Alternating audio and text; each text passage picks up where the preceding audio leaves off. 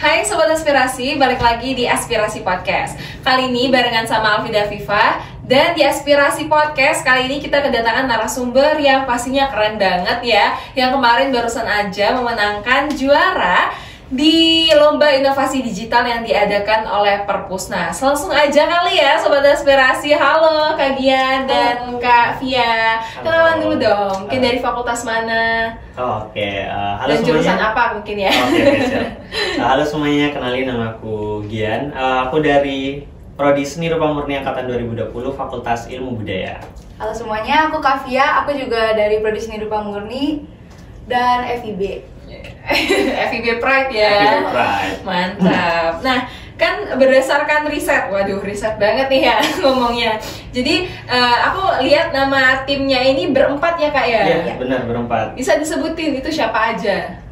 Jadi kita selain kita nih ada dua teman kita nih yang belum bisa hadir saat ini. Itu ada Yoga Panji Sudrajat, itu juga dari Seni Rupa Murni FIB, dan satunya Mega Krisna Wulandari, itu juga dari Seni Rupa Murni. Iya. Nama, kalau aku lihat nama timnya itu Burnout Chaos. Kenapa namanya Burnout Chaos nih Kak? Nah, benar. Kita ada selalu filosofinya kali di situ. Sebenarnya agak malu nih mau cerita. Gak apa-apa. Oke. Mungkin ini deh. Ini kita sebenarnya dari nama broadcast itu diambil gara-gara kita nih ikut lombanya mepet Mbak. Jadi kita pengumpulan deadline-nya tuh malam itu, dan kita ngerjain malam itu, dan terus kita masih bingung nih mau nyari nama apa. Lanjut. Mau nyari nama apa, dan waktu itu tuh kita lagi ngurusin berkas-berkas juga kan Mbak, buat diupload. Jadi itu, aduh ini berkas ini, punya ini, mana, yang ini namanya siapa, kayak gitu kan. Ribet banget lagi ngisi forum dan lain-lain gitu kan. Iya. Terus ada tuh, tiba-tiba ini, nama kelompok. Aduh, nama kelompok apa woy? Kayak gitu kan. Kita lagi udah pusing, udah mumet. Aduh, burnout.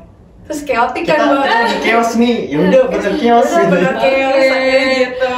Keren ya filosofinya ya, dari burnout chaos itu ternyata emang benar-benar burnout sebelumnya ya. Dan chaos. Dan Burnout benar dan chaos chaos juga. Nah, tapi ya kayak tadi kan kita udah ngomongin soal lomba inovasi digital ya.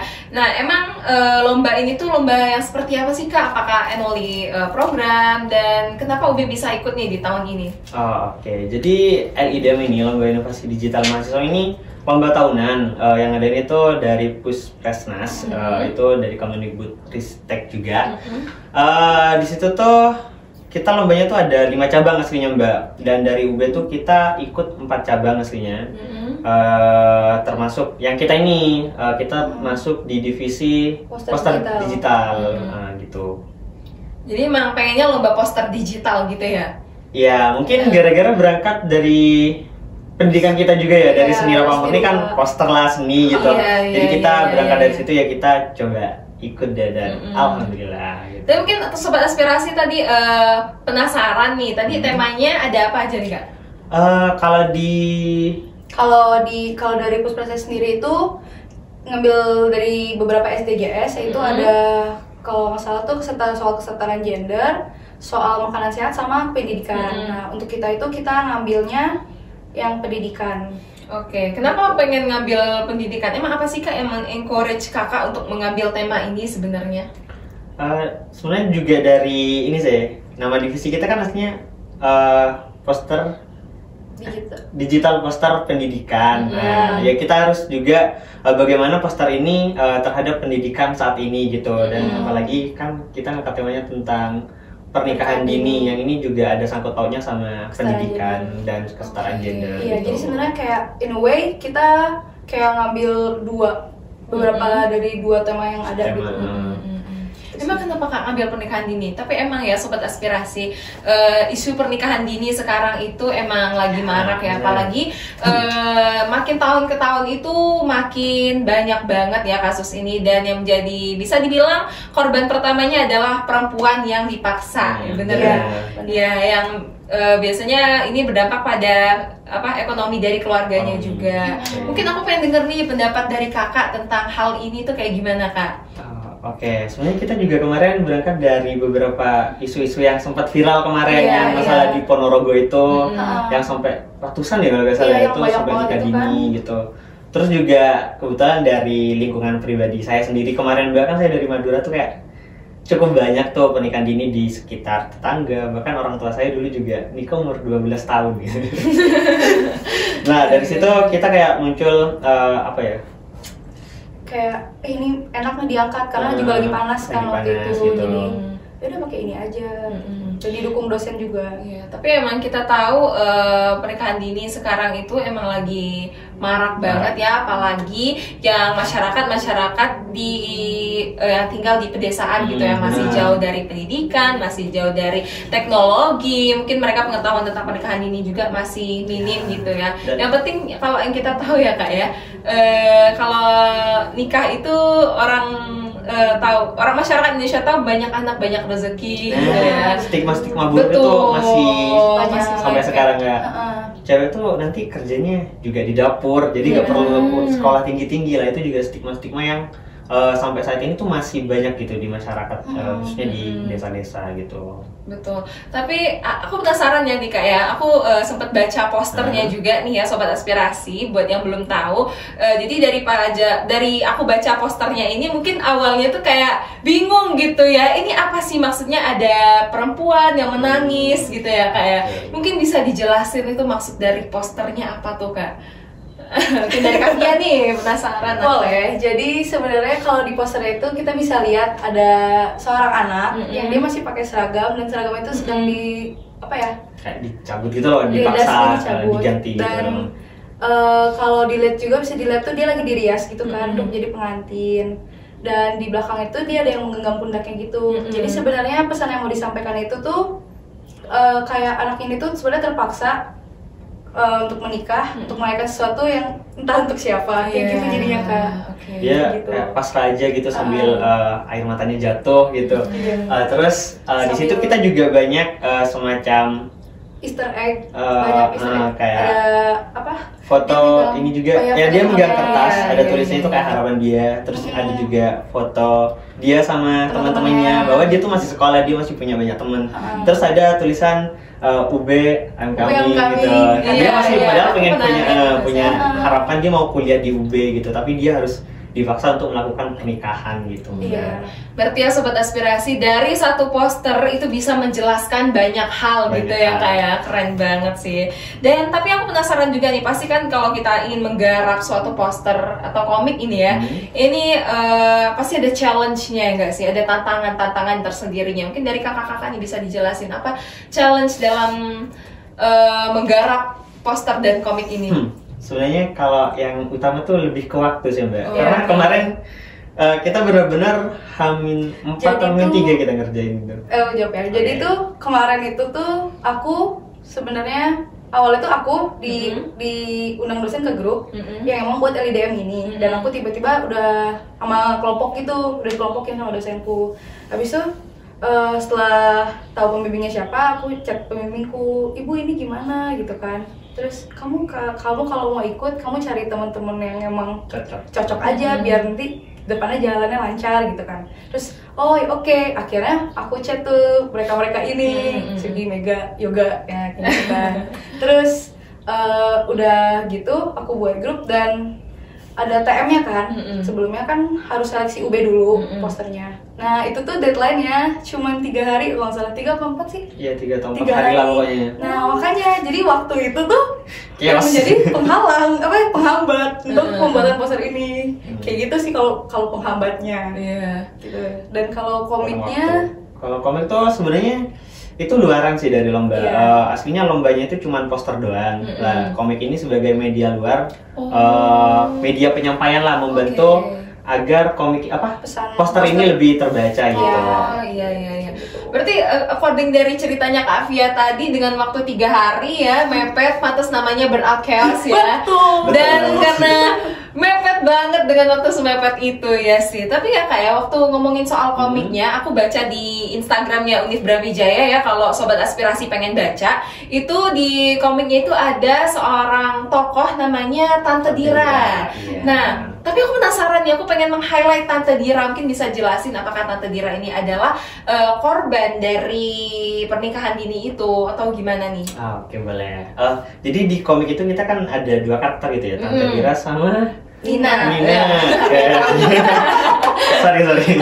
Jadi Tante Dira ini dulunya tuh dia juga anggapannya korban pernikahan dini juga dan paksa lah. Dari situ dia tahu bahwa Tante Dira ini cita-citanya udah gak bisa kegapai gitu, banyak keinginan dia yang belum tergapai juga, dan itu Tante Dira tuh gak mau hal itu terjadi ke ponakannya si Nina ini. Jadi dia kayak kamu harus kejar cita-citamu. Dia kan buatin semacam origami burung bangau itu sebagai tanda harapan. Teruslah berharap nanti kamu pasti bisa gitu.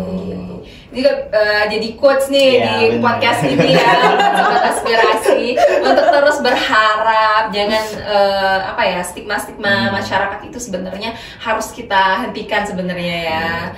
Dan juga tadi kan Kak Gian itu sempat mention burung bangau tuh sama nih yang kayak dari pinnya ya, burung bangau, keren banget nih. Pinnya bisa dijelasin tuh mungkin kenapa sih milih burung bangau yang melambangkan sebagai cita-cita dan harapan? Kenapa nggak burung merpati misalkan atau burung beo nih? Kenapa harus burung bangau? Jadi kenapa kita milih burung bangau itu sebenarnya karena ada cerita folklornya Jepang, ngambil dari situ. Nah, di kepercayaan Jepang itu sebenarnya kalau misalnya ada orang sakit, biasanya tuh di Jepang dibikinin 1000 burung bangau biar tuh dia sehat. Jadi burung bangau itu sekaligus melambangkan harapan dan cita-cita gitu loh untuk orang Jepang. Tapi gak mungkin kan kita taruh 1000-1000-nya gitu. Karena alasan estetika, kita cuma naruh 2 kalau di poster. Nah, tapi di posternya itu burung bangaunya kelihatan remuk karena cita-cita dan harapannya Nina itu sudah pupus. Iya, kayak udah rusak. Iya. Tapi mungkin bisa jelasin nih Kak, kenapa cita-cita dan harapan Nina ini sudah pupus? Kan ada Tante Dira ini ya, yang men-encourage. Tapi kenapa dibikin remuk ini yang punya si Nina gitu? Oke. Jadi kan anggapannya di cerita komik ini terjadi sebelum pernikahannya Nina. Jadi pada akhirnya Nina ini tetap tetap menikah dini gitu. Jadi kayak karena udah paksaan orang tua, dia udah gak bisa. Jadi harapan dia masuk UB, harapan sama teman-temannya buat masih main-main, itu udah dirusak gitu lah. Jadi komiknya itu prequelnya gitu, burungnya itu rusak karena harapannya udah gak bisa dicapai. Udah gak bisa ke UB lagi nih. Nah gitu ya Sobat Aspirasi. Jadi dari spoiler ceritanya nih, mungkin buat kamu nih Sobat Aspirasi yang lagi dengerin ini, mungkin langsung ya ke cus Instagramnya Univ Brawijaya. Di situ ada ditampilkan komiknya, dan udah jelasin juga sama Kak Gian dan Kak Via ini gimana spoiler dan sequel dari komiknya Nina dan Tante Dira ya. Oke.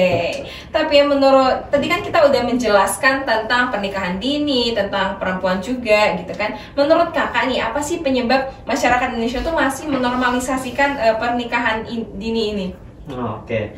Jadi sebenarnya kalau sempat kita kemarin di tulisan kami gitu ya, ada banyak faktor sebenarnya, dari faktor budaya. Ada yang masih budaya kayak nikah dini itu masih menjadi sebuah kebudayaan. Terus bahkan stigma-stigma kayak banyak anak banyak rezeki itu juga jadi penyebab. Terus kayak perempuan di dapur aja gak perlu sekolah, itu juga menjadi salah satu faktor penyebab dari pernikahan ini terjadi. Dan bahkan faktor kemiskinan. Jadi kayak orang tuanya udah gak sanggup nih ngebiayain si anak, jadi si anak ini terpaksa harus dinikahkan sama orang yang lebih mampu. Itu masih sering terjadi di masyarakat lah saat ini gitu sih.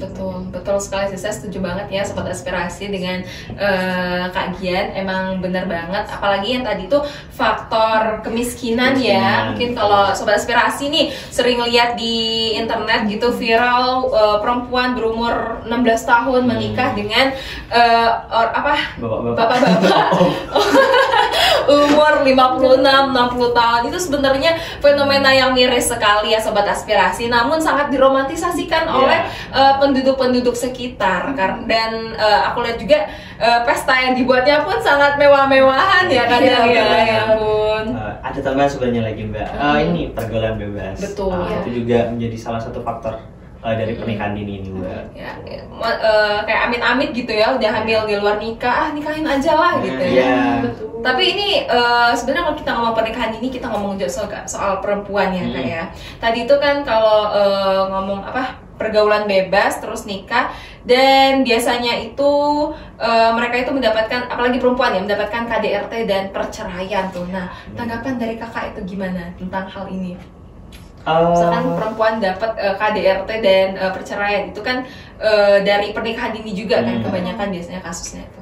Dari tanggapan kami sih sebenarnya, makanya dari poster ini kami tuh bisa dibilang nggak setuju nih sama pernikahan dini, karena nanti faktornya banyak faktor yang mengakibatkan kayak si anak nih jadi nikah cerai awal, terus kayak dari si ibu nih juga bisa KDRT karena mungkin terpaut usia yang cukup jauh gitu sama sang suami, terus juga apa lagi ya? Kalau aku menambahin, mungkin juga terjadinya KDRT juga karena otaknya yang belum siap gitu lah. Organ-organnya juga belum siap. Anak-anak di bawah umur itu kan masih proses pertumbuhan gitu kan. Itu bisa menyebabkan perceraian. Itu kalau perceraian dan KDRT. Kalau perceraiannya lebih ke jadinya diajak ngomong serius tuh anak kan belum ada pengalaman, masih berpikir dari segi anak-anak gitu, kacamata anak-anak. Makanya perceraian tuh banyak. Terus KDRT juga dengan alasan yang sama sih. Belum bisa mengontrol emosi mereka kayak gitu. Oke, ini menurut kakak ya, apakah dengan adanya campaign dari poster ini tuh bisa meningkatkan awareness dari masyarakat tentang pernikahan ini? Apakah dengan bikin poster ini juga cukup gitu loh? Maksudnya? Sebenarnya kalau dibilang cukup, aslinya enggak. Enggak mungkin dari satu poster bisa menghentikan pernikahan ini, sebenarnya itu enggak. Cuman harapan dari kami ini, dari poster ini nanti bakalan muncul topik-topik barulah di kalangan masyarakat bahwasanya pernikahan dini emang gak baik gitu dilakukan lah. Itu harapannya nanti ke depan terus menjadi pelan tapi pasti gitu, mulai berkurang gitu. Dan mungkin juga kita juga gak berhenti di sini gitu Kak. Mungkin kedepannya bakalan ada pegiat masyarakat gitu tentang yang peduli sama dampak pernikahan dini ini gitu. Dan juga mungkin Broadcast bakal menciptakan hal-hal yang lain juga. Amin. Oh ya, ini sedikit spoiler nih. Jadi kita juga dari tim Broadcast nih, dari lomba komen tuh kita gak berhenti di situ. Kita rencananya habis ini kita mau ngadain pameran seni, dimana kita berempat dari satu tim Broadcast ini bakalan semuanya nyumbang karya. Kan kita ada 3 orang nih, saya grafis, Kavya ini patung, terus si Yoga ini lukis. Nah, jadi kita semuanya bakalan nyumbang karya, dan si Mega ini dia sebagai penulis, dia sebagai kuratornya ntar. Seperti itu. Berarti nggak semuanya ngedesain gitu ya, ada yang lainnya juga, job desknya yang lain gitu ya, Sobat Aspirasi. Nah, mungkin Sobat Aspirasi di sini pengen juga nih ikut lomba inovasi digital ya, LIDM ya. Berarti ngomongin soal LIDM juga nih ya Kak ya, banyak dong ya berarti kesan-pesan yang sudah didapatkan, terus pelajaran, pengalaman juga dari kemarin ya. Mungkin, aduh aku nggak penasaran sih, pengen denger juga pengalaman-pengalamannya. Mungkin bisa sharing nih bareng kita di sini. Yang asiknya itu pas berangkatnya di bus itu kita karaokean. Sebenarnya kita yang paling ramai dari ya kelihatan dari mukanya ya. Tim lain aja diem gitu. Sampai yang udah kayak gitu. Orang tidur gitu. Terus apalagi ya, pas di Bandungnya juga asik kan. Kita dapat beberapa waktu santai gitu kan, sebelum lomba dan sesudah. Itu kita ngapain? Jalan-jalan. Kan kita niatnya di awal kita jalan-jalan. Iya, kita tuh sebenarnya liburan berkedok lomba. Lumayan buat refreshing, healing gitu ya. Soalnya kita lombanya juga barengan sama UAS gitu, jadi kayak stres banget nih gitu. Makanya itu berangkat tuh kita ada yang ngurus UAS ini nggak kepegang dan lain-lain kayak gitu. Berarti banyak banget ya kesan-pesannya yang bisa didapatkan. Dan juga ya Kak ya, aku pengen denger nih yang terakhir, mungkin closing statementnya dari Kakak. Boleh? Dari kakak mau? Bareng. Oke. Jadi closing statement dari kita ini tentang pernikahan dini, Pernikahan dini, Wah. bukan cintanya yang terlarang. Gitu sih, Kak. Namun waktu Oke. saja belum tepat. Yes. Dua insan tak bisa dipisahkan. Jadi karaoke nih ya kita sobat aspirasi. Ya pun mungkin closing statementnya dari aku adalah tetap melanjutkan pendidikan ya. Ya, Sebenarnya benar. kita harus meninggalkan stigma-stigma itu. Kita harus keluar dari stigma itu. Emang sebenarnya berat ya kak ya. Namun seiring berjalannya waktu lambat laun itu pasti bakal bisalah diatasi ya. Pelan. Amin. Betul. Dan aku juga mau ngucapin terima kasih nih kepada Kak Gian dan Kak Fia yang udah menyempatkan waktunya untuk datang ke sini. Ya udah sharing-sharing ilmunya juga bareng kita. Terima kasih banyak. Dan buat sobat aspirasi juga, terima kasih yang udah dengerin kita selama ini. Aku Alfida Viva, see you di next episode. Dah.